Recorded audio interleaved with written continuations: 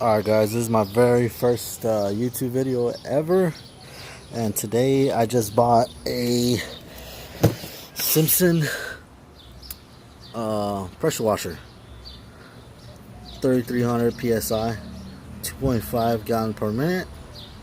So I want to start with my a pressure washing company, and I didn't want to go too big.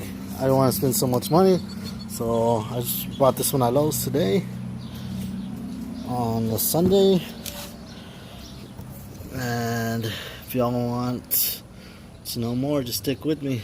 Gotta set this all up, and yeah.